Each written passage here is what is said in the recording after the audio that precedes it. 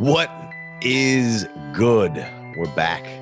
We got a new tripod for your pleasure. Today we have a Superflex tight end premium rookie mock presented by Fast Draft, the fastest, easiest app on the planet. Let's jump right into this bad boy. We got 24 picks here. We did do a third round, so for your pleasure, we'll throw some names out there that we like because we get a lot of people asking about the names in this draft. But we're going to go 6 picks at a time and then talk about, that grouping and what we like, what we don't like, who may or may not have taken and who could move around. So I'll kick this thing off. At the 101, I got Ashton Genty. Austin, you're on the clock at 102. Who you got? Marion Hampton, 102. Woo! All right. Chev on the clock at 103. I did a thought exercise and I was like, hey, would you like to make more money in your career or less money in your career? And so I was like, man, if it were me, I would like to make more money. So I've got Travis Hunter playing receiver. And if he plays receiver, he's the number one receiver in the class for me. So I took Travis Hunter at the 1-3. A lot of caveats there for the legendary ball knower. All right. 104. I'm going Tet McMillan. That's just I feel like you gotta snap him up there. So I took Tet, and then 105 back to you, Austin. Who you got? Kaleb Johnson, man. Another running back, another big dog. Let's feeling good about this, man. Love Kaleb Johnson. Those big dogs, they gotta eat. All right, Chev, take us home at the 106 here, and then we'll circle back. I took Tyler Warren. I think, he's a unicorn. He's one of the most hyped tight ends. Some people are comparing him to Brock Bowers. I won't go that far, but I took Tyler Warren because I think he's by far and away the best tight end available in this draft. Yeah, I mean, I would be comfortable as soon as 1, 2, 1, 3. If you wanted to take Tyler Warren and tight end premium, I don't mind it at all. And if it goes up to 2 point, then number 1 or number 2, whatever you want to do. Easily. So no quarterbacks in here, though. So, Austin, thought process on no quarterbacks in the top 6.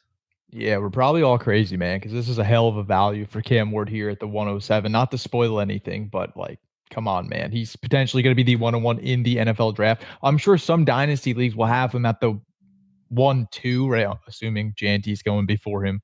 But I'm sure there's a few sickos out there that'll probably pull trigger on Cam Ward at the 101. So right here, man, feels just, again, like a fantastic value getting Cam Ward at the 107. What's your thoughts? No Shedeur, no Cam in the top 6 in a super flex draft. What's your thoughts over there, Chev? So obviously there's going to be there. This isn't as touted of a quarterback class as you would think. And so assuming Cam Ward goes 101, is it a needle mover in Dynasty? Is he a top 15? Is he a top 15 quarterback for you if he goes to Tennessee? You can get him. And unless he's instantly going to perform like Bo Nix did, it's not going to move the needle for you. So I would rather get a guy that's going to help my lineup immediately in Ashton Genty and Marion Hampton, or potentially Tet McMillan. And like you said, caveat with Travis Hunter. But all those guys I feel like are guys that can help you, that are going to help you day one. Yeah, we know that quarterback is one of the most expensive buys to do in Superflex, and it's really hard to trade for a quarterback without giving a quarterback to get. It's a difficult process. So rookie draft can be a point where you could pay the least amount of equity for a quarterback and have some of the biggest return.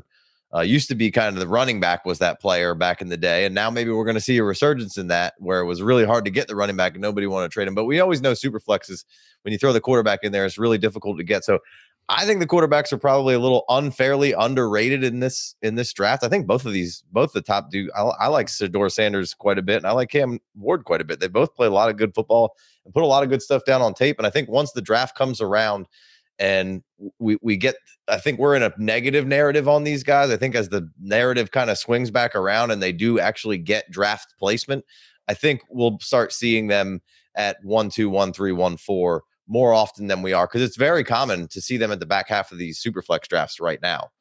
No, I mean, I've had a bunch of conversations with people that we're running mock drafts with, and they're like, I don't feel like Cam Ward's going to actually be available at the back end of the first round of this draft. And I'm like, yeah, if he's available past 1-6, 1-7, I have to take him. It's artificial dynasty value, you don't have to get it too much in the nerd shit, but like, I think that is one of the places where you can luck into a lottery ticket. And let's say he hits, and he's a top 10 dynasty asset immediately because he smashes his rookie year and you got him in the back end of the first round. Yeah. I think the Titans don't necessarily move the needle on either quarterback. I like a Cleveland landing spot for Ward. And if Shedeur goes to the Giants, I think I like that too. I think that moves the needle a little more. And or I think the Raiders would be interesting. We shall see if maybe there's a move up there with Tennessee. Maybe they want to move up to one. The Raiders. Tommy's got some ties to Shedeur.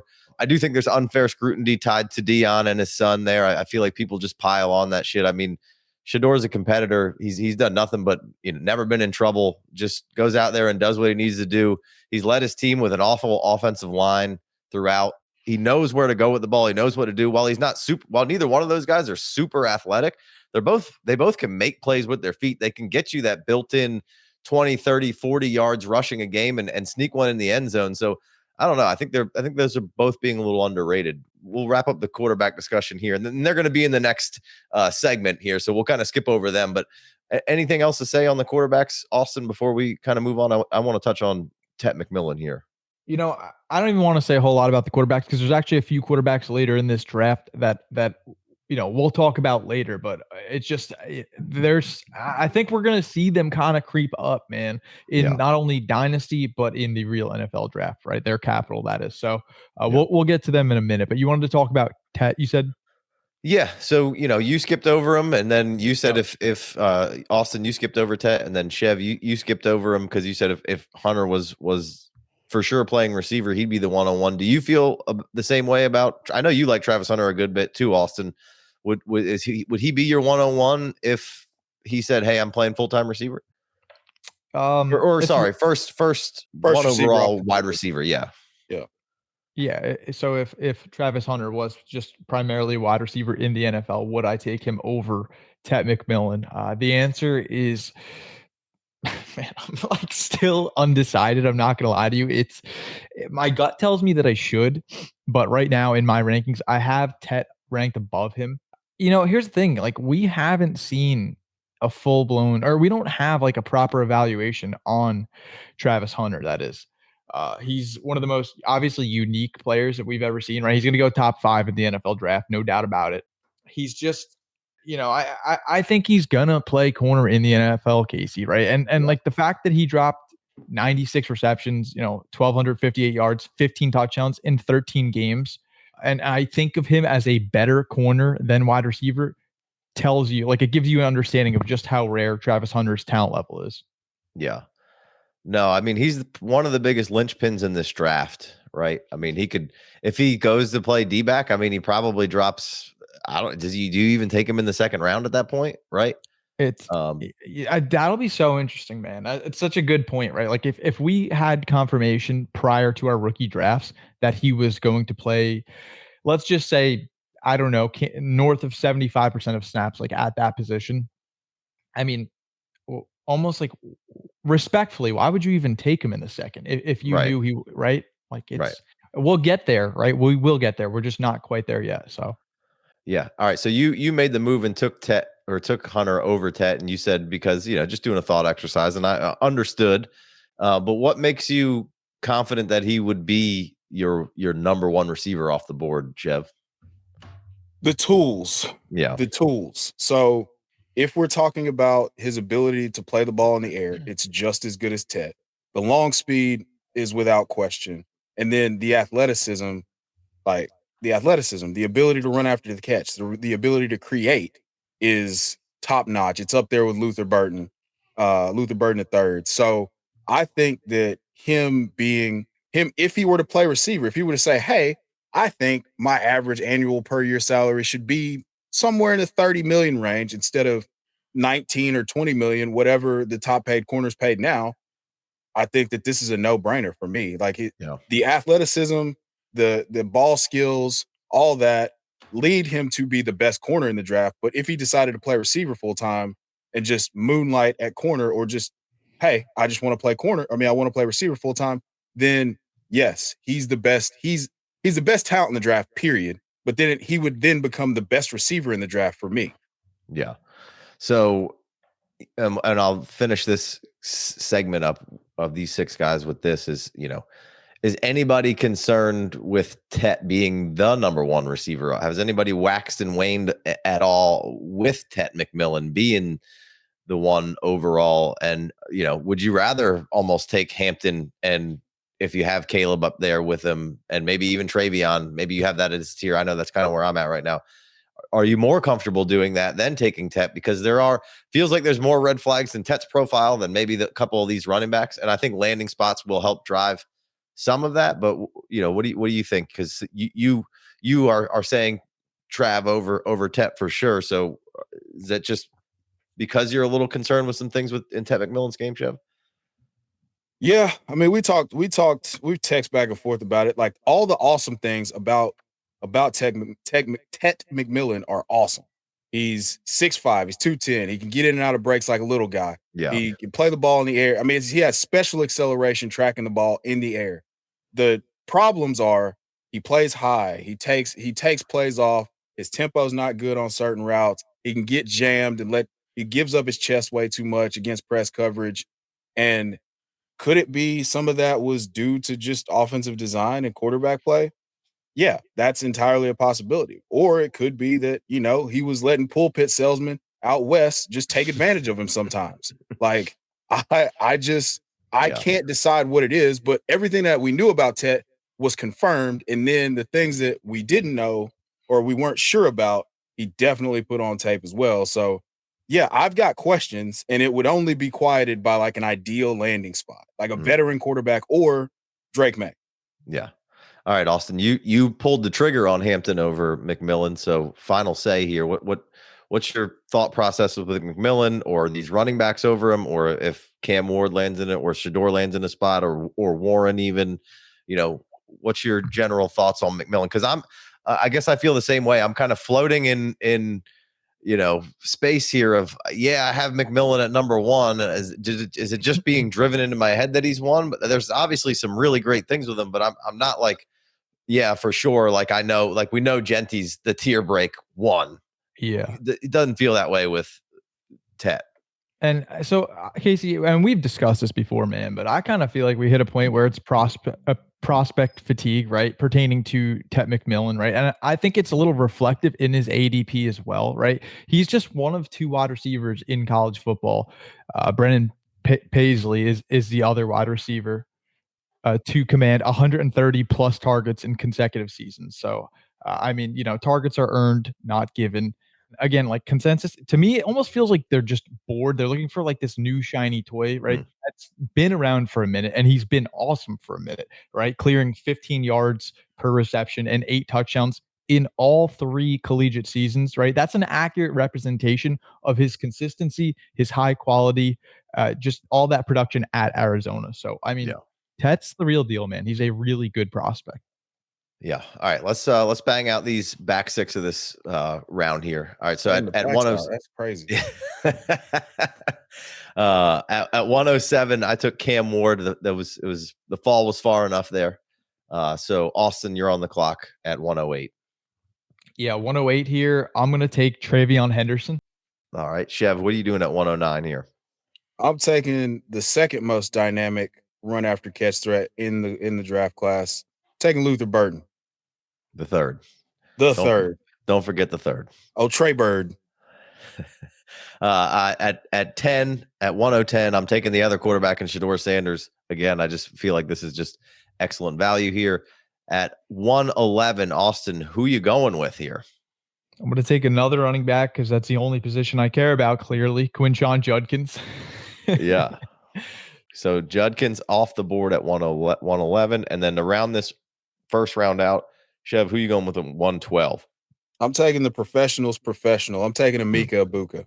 Yeah. All right. So we kind of talked about the quarterbacks in that first set because I felt like they kind of fell in there. Let's talk about these running backs for a second. And then I definitely want to touch on Egbuka and Luther Burden because I feel like there's some shade on Burden now all of a sudden.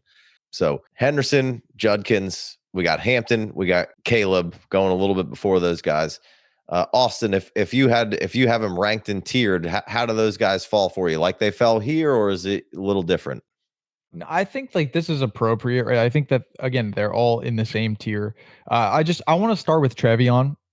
We look at a player who, I know we just talked about Tet being, somebody who's been around the block for a minute now. I feel the same way with Treveyon Henderson, man. I feel like I just wanted him to come out into the NFL like year after year after year, right? We've seen the production, right? Crush at 18 years old. Never going to be mad about that, breakout year, his first year in college, especially against the best collegiate defenses, right? Or some of them, I should say. Treveyon's gotten it done against anybody, right? He was dominating again, 19-year-old freshman, still looked pretty damn good. I know people may say like, oh, Austin, he's not looking too hot, right? When he doesn't play the best ball when he's nicked up, maybe similar to like a Kenny Walker, right? Somebody that's already in the NFL. But I don't really like or I don't necessarily agree with the durability concerns, those red flags. I think Treveyon's given us a long enough body of work to just show that he's more than capable of thriving, right? Not just getting the job done, but thriving at the collegiate level. And I think we're going to see him able to replicate that in the NFL. So, that's kind of my piece on Treveyon Henderson. Yeah, Treveyon kind of gives me, if Ben Johnson got a hold of him, he'd be great in the Gibbs role, right? That's he could like be that. He's explosive. He's got good agility. He's got good hands. Short area quickness. He's like a freaking cat, man. It's so good. But all right, Chev. So how are you viewing these like top 5-ish running backs? We've talked about Kaleb Johnson a little bit. I had to come to Jesus meeting about Kaleb Johnson with myself because I had to just like you're just being a hater at this point. Like there's no more deny. He's 225. Like I wrote down, like if he gets a runway, it looks like shades of Todd Gurley at Georgia. And I was like, I'm supposed to not like this guy? Like, why do I not like him? It's like every running back has something that you don't like about him. It's like, oh, if his feet get stopped in the hole, it's like, well, if Derrick Henry's feet get stopped in the hole, like he's not going to be good either. So, he's a runway type of runner, and some of those higher end comps like DeMarco Murray, I comped him to, like I said, Todd Gurley in the open field. He's got that type of acceleration, and he's 225 pounds. Yeah, and he's really young. So that's I moved him from the back of a tier to the front of a tier because he was the Iowa offense. And with a better offensive line, like say if he would have been at Ohio State with the backfield to himself, there's no telling what he could have done. And he was excellent this year, 1,500 yards, 23 touchdowns. They scored 40 offensive touchdowns as a team for the whole season. So it's good team TD market share there. Yeah. So I think Kaleb Johnson's the guy, and I don't like being here, but I have to be objective about what I saw and what I think. So you got Judkins or Henderson? I was actually shocked to see you take Burden over Judkins because I'm pretty sure you're a big Judkins guy. I'm a big Judkins guy. I mean, going back to the true freshman breakout at Ole Miss, I would take Judkins. I think he doesn't have the home run hitting ability, but he's consistently going to be able to move the chains and make people miss in small spaces, and he will absolutely punish you if you try. Like he punishes the first defender that tries to take him down. He's the hammer. He's gonna, if he goes somewhere. Like I just did a mock with Alex, and he ended up with he ended up with the Chargers. He goes somewhere like that where he's going to get volume early. I think that he's an absolute steal at the back end of round 1. So I would take Judkins. I have no bones or no faults with anyone that wants to take Treveyon because he's a home run hitter. But ever since I watched him his freshman year at Ole Miss, like I've been in love with Quinshon Judkins. Yeah, I like it. I'm right now. I'm at kind of all those guys in tier 2 with Kaleb, Henderson, Amara, Hampton, and Judkins kind of in that order in that tier. All right, so there's a little shade going around about Luther Burden right now. I feel like it's trendy right now to hate on Luther Burden. How are your feelings towards Luther Burden? Because he's locked in as WR2 for me in this class right now. And I'll dig back in, and that's not I'm not firm and hard on that, but right now, like because of this class, like. I think it's the reason why Tet is kind of staying up there is because the rest of the back half of this class there's nothing like truly really like that special about that there's multiple special talents from all these guys. But I think Luther Burden's got multiple special talents in his bag Whereas Egbuka's, like you said, a pro's pro. He can get there and run those routes where Burden might not be the quote unquote route technician, but those are learnable traits, and it's kind of on you to not, if you're drafting Luther Burden and you're not going to use him correctly, that's on you. Like, there's a clear path to how to use this man. Get the ball in his hands, figure out when he not like he can't get you deep. Plenty of times that he'll get over the top and he can run a route. But Austin, how are you weren't the one that picked Luther Burden here. Where's he kind of fallen in on your rankings, and what's your thoughts on him? Yeah, like I think this is appropriate value, right? And man, here's the thing with Luther Burden. Casey, I've been a little bit lower on him than consensus, right? But when you turn on the tape, right, when you're actually watching Luther Burden on the field, I get where it's coming from, right? I get the love. To be completely transparent, like again, no tape guru, but this guy's a different cat. Like he moves different than other wide receivers, especially in that 2025 rookie class, right? You always point back to the 2023 campaign, Missouri sophomore season, where he just went nuclear, 86 receptions, 1,200 plus yards, 9 touchdowns. But the thing is, like, this year, it was considered a down year for him, but he didn't give up, right? He wasn't quitting on his team. He did take a step back, but I think you can kind of pinpoint that on Missouri's poor passing game. That's the truth, man. He's a hell of an athlete. 88th percentile in yards per route run over the last two seasons, 94th percentile in separation score, right? He's a menace once the ball's in his hands, sub 5% drop rate. There's just a lot to like, man. And I guess the final thing I want to say on him, like if you want to take a swing on a prospect with high ceiling, but risk, right? I would argue he's your guy. I think we're going to see a few GMs more than willing to pull trigger on him at the end of the first round in the 2025 NFL draft. Yeah. So Chev, you drafted him here at the 109. So I don't think you have him in the shade room right now. So let me hear your thoughts, because people are like, well, why is Wise outperforming him in 2024? I mean, shit happens, man. Like, y'all sometimes get this too fucked up and make this so overcomplicated sometimes, when it's just like, just watch the man with the ball in his hands and watch the way he operates, and he just moves different. So sorry, I didn't mean to interlude, but give me your thoughts on Luther. No, talk about Luther Burden, because here's the deal. Yes, like I went back and watched every single target and touch for him in 2024, and then I went back and watched what went right in 2023. And the whole thing is he just didn't have reliable targets down the field.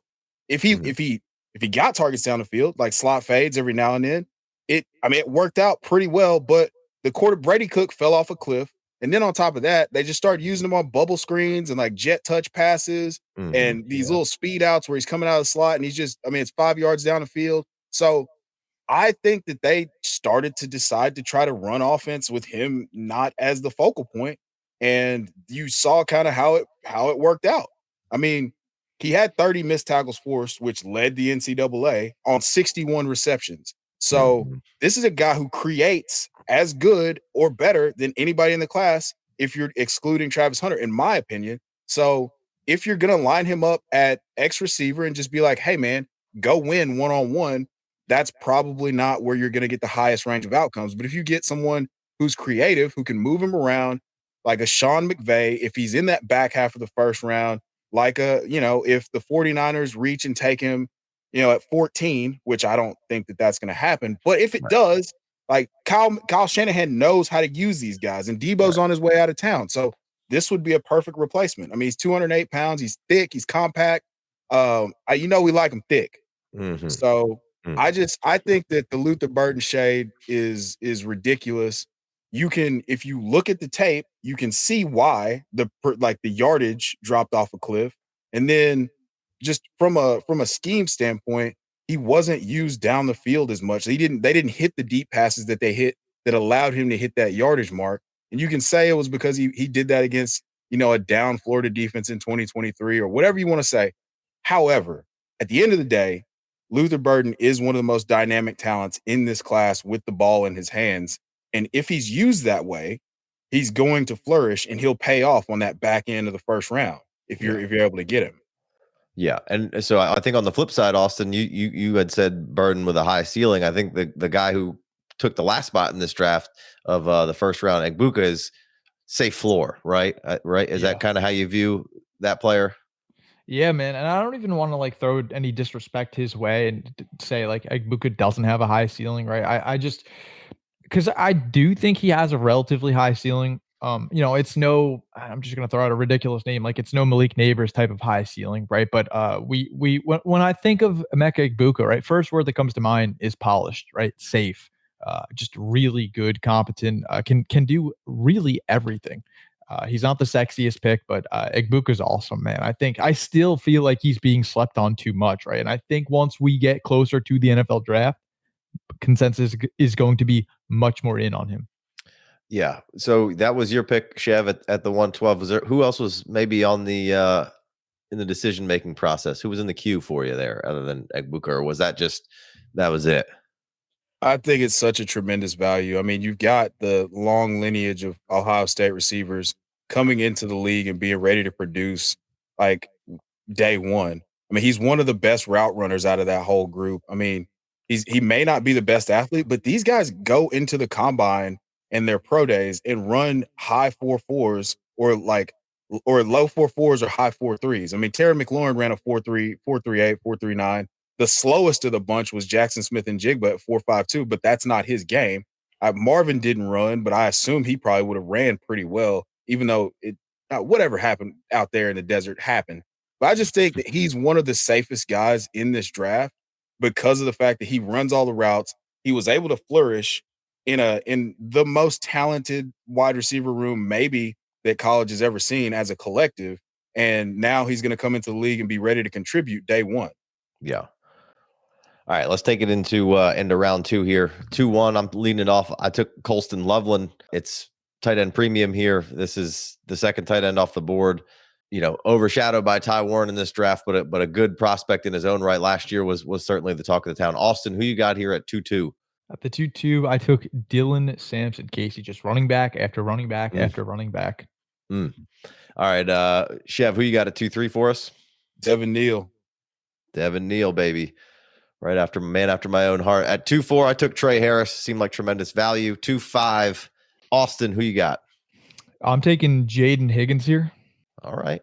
And then to round out the 2-6 here for the first six guys, we're going to quickly discuss who was your selection, Chev? Matthew Golden. All right. So you're taking the surging prospect here. So like I said, I took Loveland as tight end premium. I think you could go anywhere from the back end of the first to 4 or 5 picks from where I took him, and he's probably gonna end up anywhere in those areas. But I kind of want to talk about Sampson and Neal and Trey Harris a little bit. So would everybody, Chev, would you have taken Sampson over Neal? I have Devin Neal as my RB4 in the class, so no. Ooh. But that's just I really like Devin Neal. Yeah, I think I have Neal one spot ahead of Sampson. Austin, give us a little Sampson rundown, because I do think he's probably one of my hardest guys to place, because I feel like he's got top 5 upside, but I just kind of have him floating right around out of there, and I got a love affair with Devin Neal, to be fair, but got Sampson one spot down from Neal, probably at about 6 or 7. So tell me a little bit about Sampson here. Yeah, I mean, Dylan Sampson, man, he just looked like he was shot out of a cannon in 2024, right? 13 games, over 1,600 yards, record-setting 22 touchdowns. I mean, he's more than competent as a pass-catching back, right? I know he finished with it was a 0.8 yards per out run, 20 receptions. I just thought he looked like a 3-down back, or at least relatively close to that. We'll see what he does in the NFL. Early declare, 5.7 yards per attempt mark. Here's the thing, right? I'll allow a pass because he had a strained left hamstring that kind of sidelined him for the majority of that final game. I think it was against Ohio State. But aside from that, he averaged over 100 yards and a touchdown against the other 4 ranked teams that he lined up against in 2024. I think we're going to see him probably go close to early 3rd round in this draft, at the NFL draft, that is, right? Player comp I have for Dylan Sampson is James Cook, 5'11", 201, 20 years old. A lot to like, man. He's a lot of fun. Just a dog. I'm very bullish on him. Yeah, so you took Devin Neal, and you then said he's right around your 4. So does that mean he's over Henderson? Because I know he can't be over Judkins. Yeah. Yeah. He's behind. He's behind Judkins over Henderson. Comments are big mad right now for sure. Hey, get mad. Send all the hate to Casey at. No, it's at Chef really, 90 in case you're wondering. No, I just whenever I watch the broadcast, he popped out to me, and it's you can see that he's not the fastest guy in the world. But on the previous episode where we were talking about rookies at the Senior Bowl, like I said, there's no wasted motion to his game. There's he can catch passes. Beyond that, he's 220 pounds. He came in heavier than I expected, and he doesn't look like he's lumbering. It's just it looks smooth and effortless. And I think that that's going to translate to the next level. I'm hoping that he runs a shitty 40 so that we can get like a depressed little value on him a little bit. But I get really excited when I watched his film. I mean, he absolutely in a must-win game for Colorado, he took over that game and was the best player on the field with Travis Hunter on the field. Hands down, no question. He did that multiple times this season. So you're talking about a guy who rushed for 1,000 yards 3 times. He was the first Kansas running back to win Big 12 Player of the Week. I think that this is a guy that's a screaming value because of the fact that he's not going to be an athletic freak. I mean, Dylan Sampson's going to go up the board because he's probably going to run a high 4.3 or a lower 4.3, and you see that in his tape. I just think that Devin Neal is one of those guys that's just, hey, I show up, I play football, I kick ass, I go home.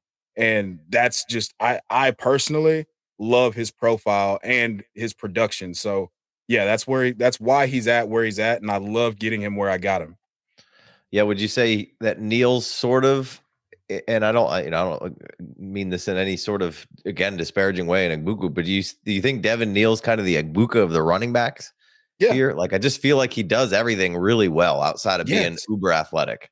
Yes. I got a question for you guys. And both of you. So I've always loved his vision, Devin Neal, right? And I was pretty confused as to why he didn't declare last year, where it was like Trey Benson, Jonathan Brooks, Blake Corum, right? They were kind of viewed as the top running backs coming out in that 2024 class. This class, 2025, is significantly more stacked at the position. So to me, it was a real head scratcher. Like, kind of take me through that. Why do you think he decided to go back to Kansas? I think he might have just loved that shit and probably got some money. So he was like, I'm gonna go back one more time. Like last year I loved him and I felt like nobody was talking about him. And then he kind of under the radar kind of went back late in the kind of, when you had to make the decision to go back. And I feel like nobody was talking about him. And now all of a sudden everybody loves him, which is interesting because it's a much more crowded field, right? So I mean, for me, I think that one of the things one of my buddies that got to interview him at the Senior Bowl said was just that he was like, I'm that guy. When like he has an irrational confidence, like, hey, you put me in a room with anybody, I'm gonna stand out the most because I'm the best back here. And yeah, you're gonna hear that a bunch, but then you turn on his tape and it's like, holy shit, this guy, he got 8 yards out of that play that was, his feet were dead at the line of scrimmage. Like how, and he's consistently like he makes the most out of every single run. And that kind of makes up for him not being able to be a home run hitter. So I don't view it necessarily. I think he would have made a lot more money if he came out last year. But I think that in the end, it's gonna come out in the wash because he's gonna be one of the best running backs in this class. So I think it has to do with them kind of lining his pockets a little bit and them thinking they can make a run at it. Yeah, they suck this year. But I think that it's just, NIL plus he doesn't really care who he's in the class with. Yeah. All right. So I took Trey Harris. I mean, I think this is an exceptional value here. I could see Trey Harris being a first rounder in a rookie draft without any problems. Just a beast. But why Jayden Higgins at the next pick there? I think most people would expect Trey Harris to go somewhere around here, but Jayden Higgins maybe and Golden is a sexy name right now. But why Jayden Higgins at the 2.5? What do you like about his game, Austin? Yeah, Jayden Higgins, man, he's not appreciated enough. To me, like I always want ceiling. Once we get to this round in Dynasty, right? I think ceiling cannot be talked about enough. I remember, Casey, a little throwback, and it's looking terrible for us right now. We were yapping all last offseason about Jermaine Burton, right? And oh boy, that's not looking too hot. Well, you already knew what it was with Burton. That was, hey, take a shot in the third round, because if it hits, it's awesome. If it doesn't, character concern. Yeah, I mean, really good feet for Jayden Higgins, 6'4", right? He's got that frame, 215. I thought he cooked a lot of people at the Senior Bowl.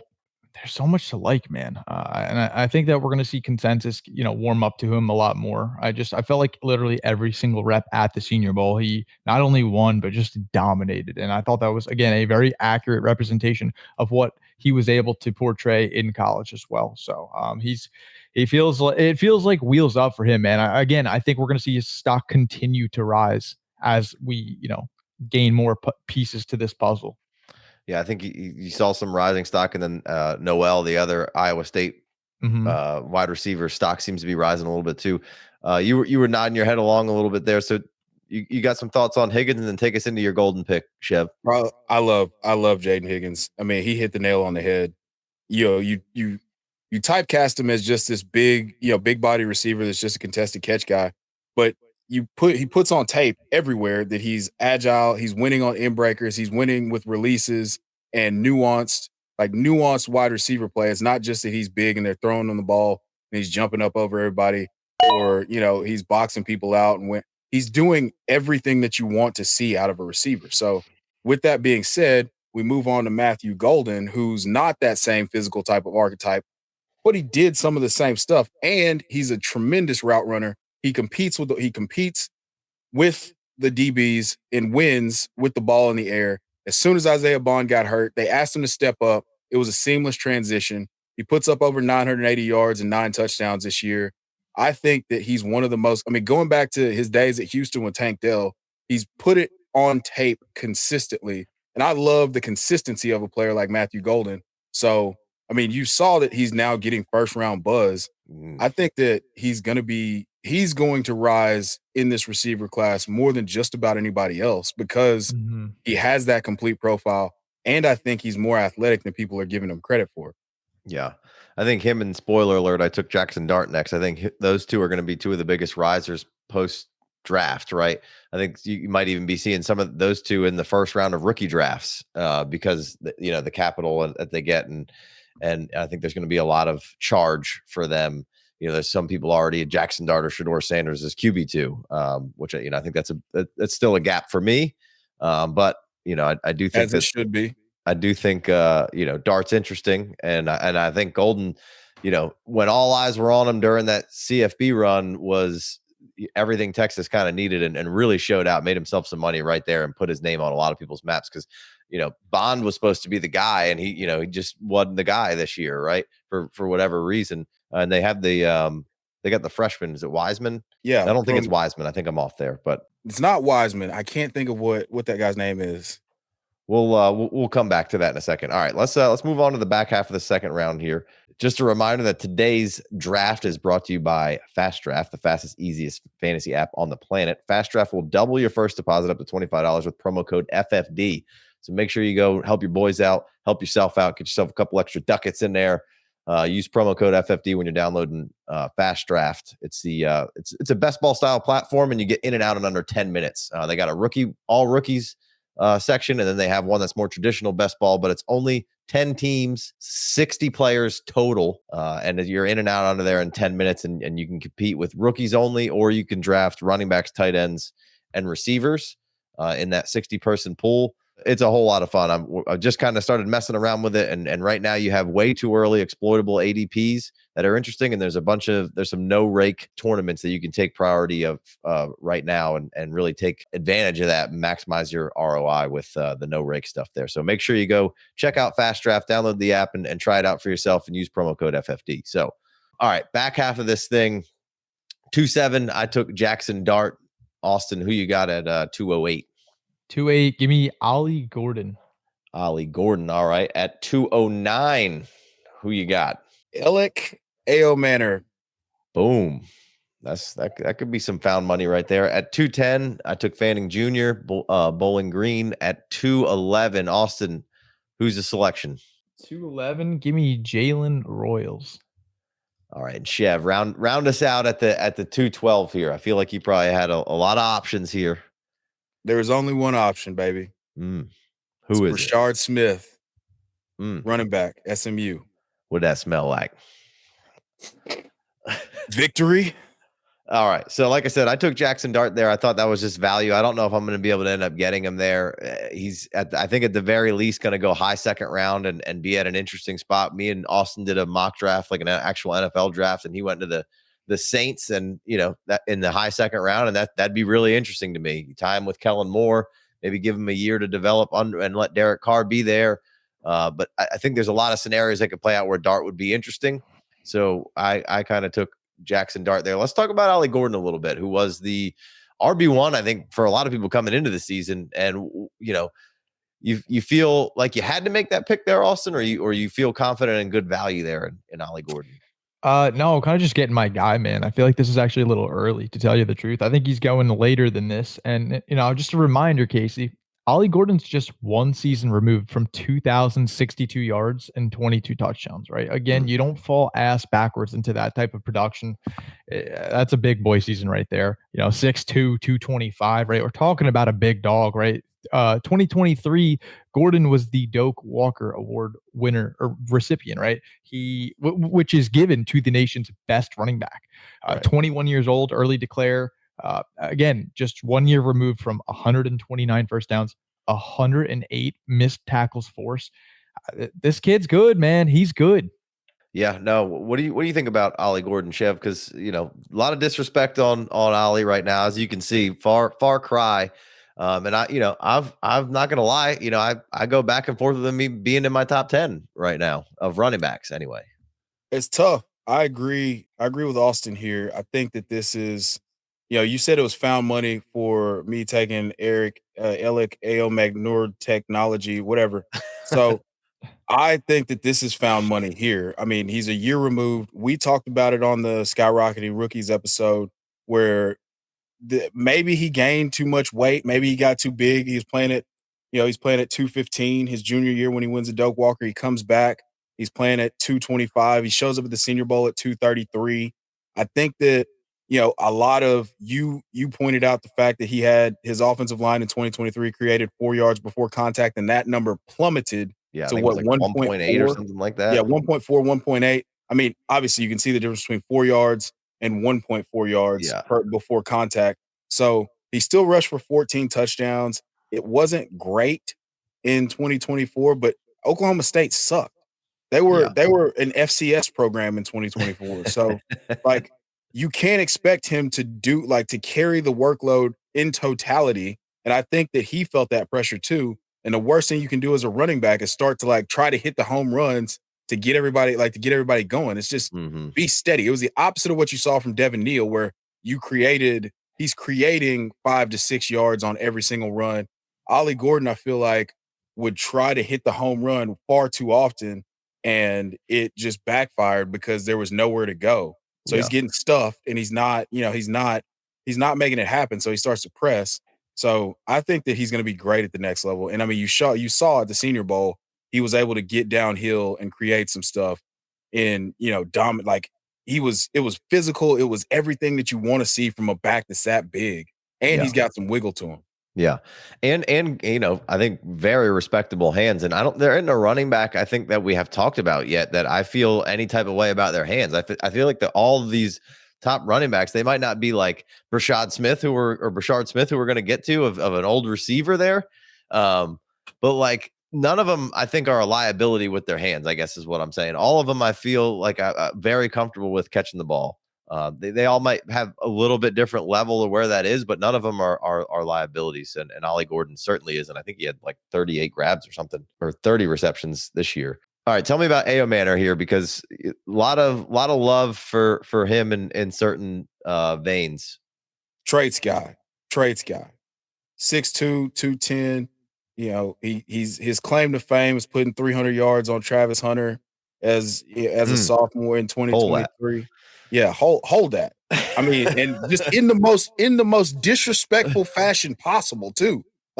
So you have a guy that is big, strong, fast, Then he perseveres through absolute dog shit quarterback play at Stanford, and he puts it on tape again.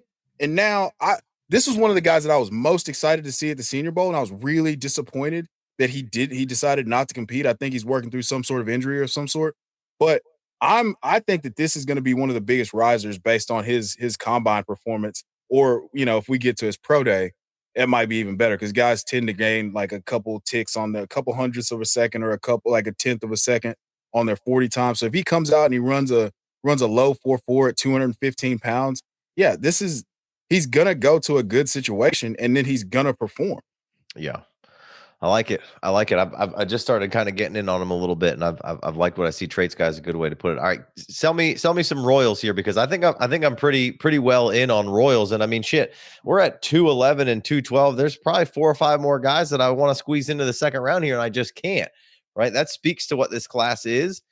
What we don't have in this class is a whole lot of consensus of how everybody feels about these guys, and I think it's affecting the overall value of some of the talking heads are voicing how the value of this draft class is down. The value of this draft class ain't down. Just nobody knows where to put these guys just yet and who's going to be where. And eventually consensus will settle out who's the first and second rounder. You might jumble up 6 or 7 picks here, but my God, we're through. We did 2 rounds, and in our third round, Isaiah Bond's down there. That was a guy who was a first rounder potentially this year, and we'll see him at the combine. We got RJ Harvey, who's super interesting, right? He could be awesome. Scatabo, Scatabo's an exciting white. How can you not love that, right? Arroyo, tight end premium. Like, he's probably going to be a second round pick when he goes and does it up at the combine, right? So Restrepo's down there, Horton's down there, Giddens is down there, Besh, Jordan James, Tez Johnson. That's our third round, man. Like those are good players. So back to Royals real quick, and I kind of ran into that rant because it's like, man, Royals is all the way back here at 211. So give me a little Royals love or hate, whatever in your heart, Austin. Yeah, man. Jalen Royals, right? We're talking about a wide receiver that's 6 foot, 205, 21 years old. I think, and now don't call me crazy here, man. I'm watching the film. Kind of reminds me of Rashee Rice a little bit. Do you see it? Anybody? I could. You get it? I don't hate that at all. Yeah, sure. I just picked up on Rashee Rice. Now I would love for him to have even remotely close to the NFL success that he's had, but I think we're going to see him probably go, let's just say, mid to late second round in the NFL draft, right? We're talking about the wide receiver, Jalen Royals out of Utah State. He's another Blazer. I think we're going to see, let's just say, between 4.3, 4.35 range. I think he's going to fly, man. That might be a little too bullish right there. I think we're going to see him cook at the NFL Combine. It's going to help his draft capital. He's just kind of like this modern day wide receiver that or just everything that you want from a modern day wide receiver, he does, right? Cooked at the Senior Bowl. Again, borderline unguardable there. It's just a joy to watch. He could have had better quarterback play from Utah State this year. It really didn't matter. He still produced this year, produced even at a higher rate last year.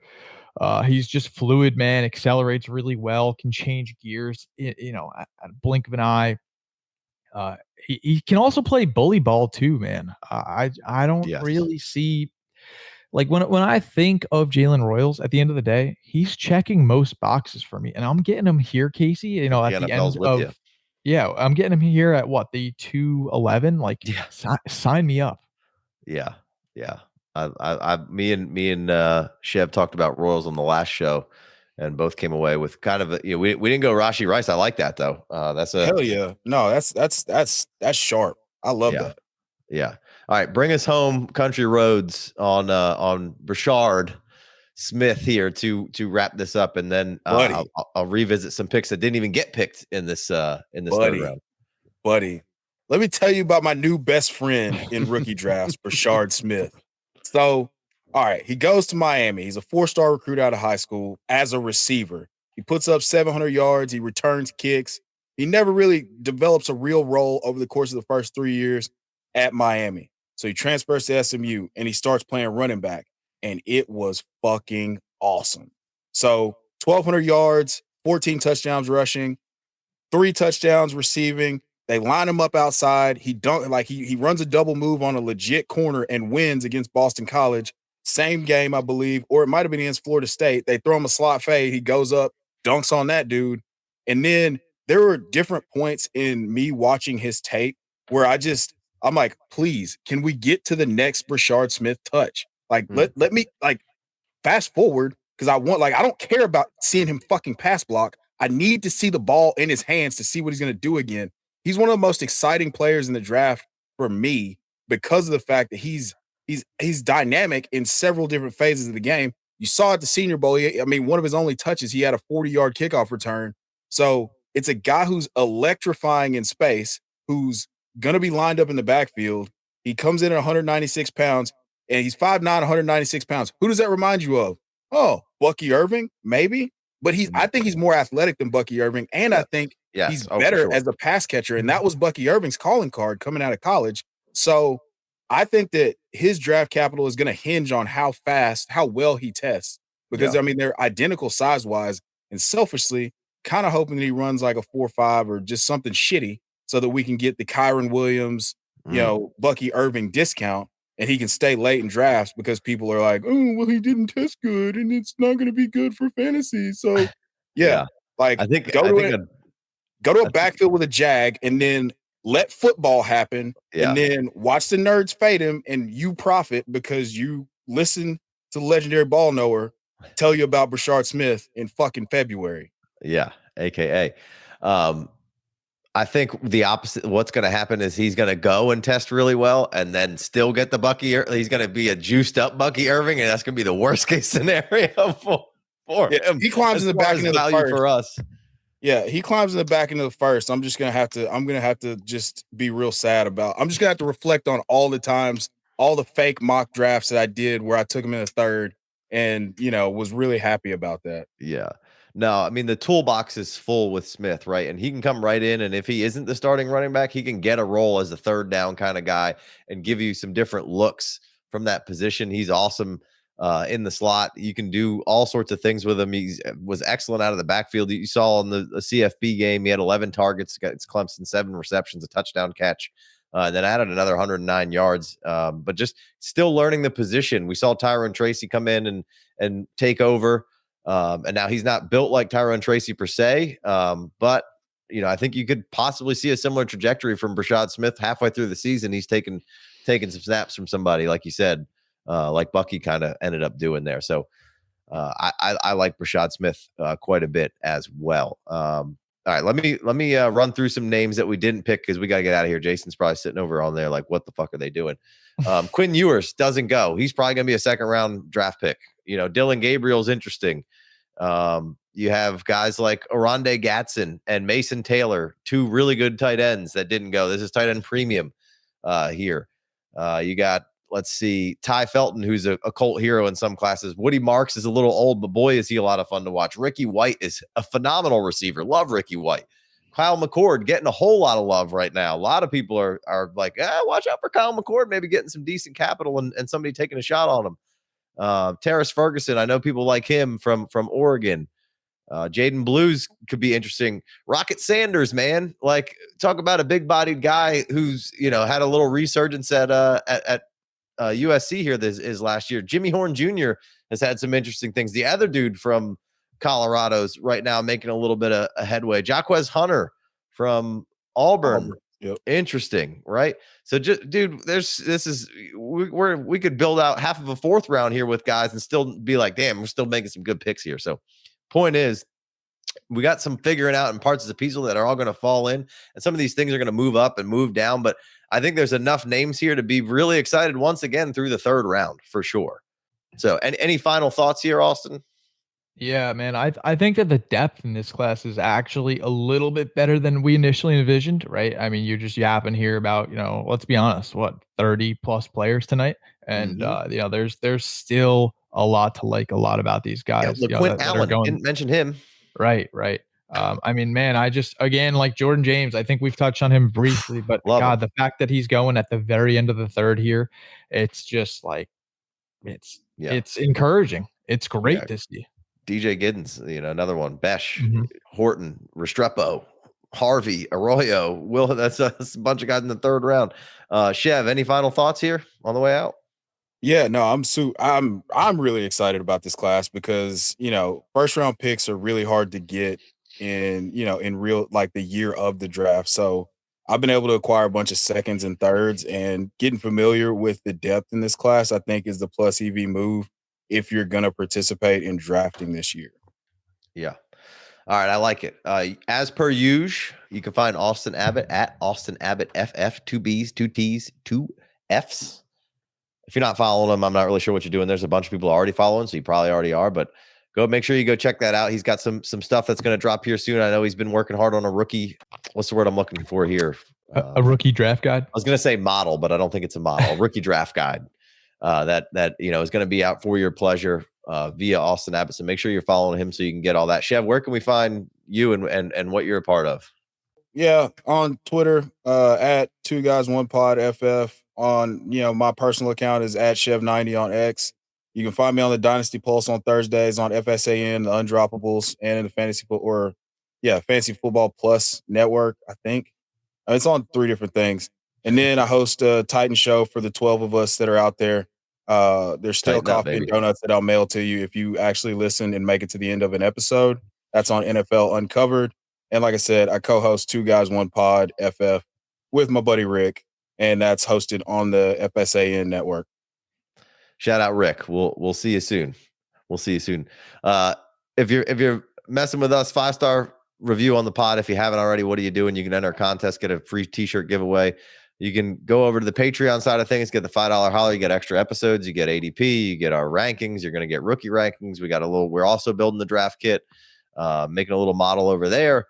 We got a free Discord as well. Make sure you're hopping in there because, your mock draft Mondays, if it doesn't fill up with the $5 guys, we go to the free guys. So, and we throw plenty of mock drafts out to the free guys to help us build ADP. So lots and lots of great stuff going on over there. Of course, if you haven't downloaded Fast Draft, do so. Use promo code FFD.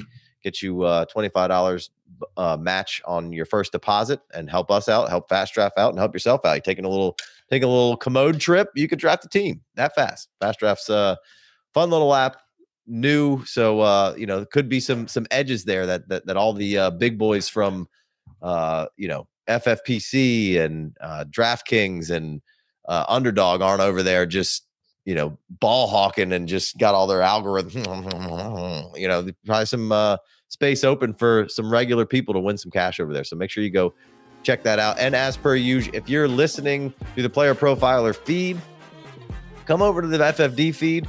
You might get your shows anywhere from a day to 5 days earlier. There's a lot going on that feed, so sometimes we can't get the show out in time. If you come over to our feed, it comes out pretty much the day after we record it for the most part. So make sure, if you're not already subbed over there, make sure you're going to sub to the FFD as well as Player Profiler. So appreciate you fellas. New tripod, I think, went off without a hitch. Until next time, we're the FFD. That's Chev. That's Austin. Peace.